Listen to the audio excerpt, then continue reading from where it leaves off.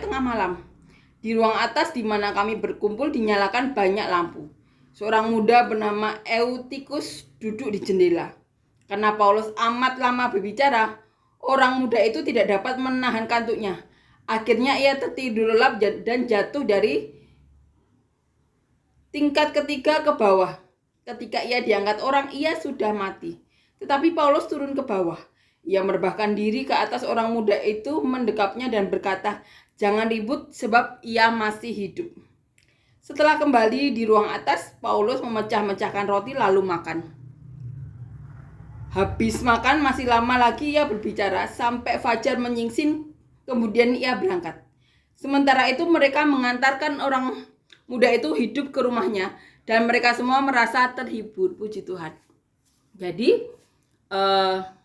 di perikop ini diceritakan bagaimana Paulus mengadakan mukjizat, menyembuhkan seseorang, bukan menyembuhkan malahan, menghidupkan seseorang yang jatuh dari lantai 3.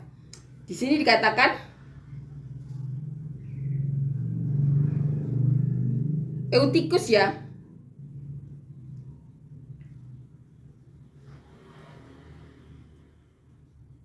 Akhirnya ia tertidur lelap dan jatuh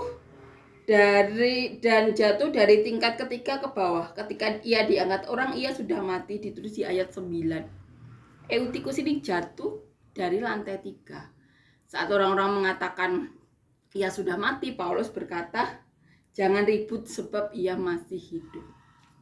Amin ya, puji Tuhan. Di sini diceritakan bagaimana dari Makedonia ke Troas, Paulus juga dicoba dibunuh ya. Jadi ada keributan di Efesus gara-gara Demetrius itu ya, yang mendapatkan efek samping dari pemberitaan Injil yang dilakukan oleh Paulus.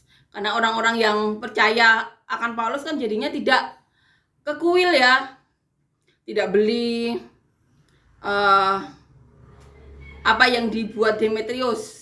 Jadi penghasilan Demetrius jadi turun. Nah, di situ Demetrius karena penghasilan perusahaannya turun, sehingga penghasilan tukang-tukangnya juga turun, Demetrius membuat huru-hara. Nah, di sini diceritakan bagaimana Paulus pergi ya dari Efesus. Dikatakan setelah dari keributan itu Paulus memanggil murid-murid dan menguatkan hati mereka, dan sesudah meminta diri ia berangkat ke Makedonia. Jadi setelah keributan itu Paulus memutuskan diri untuk pergi ke Makedonia. Di situ dikatakan Paulus menjelajah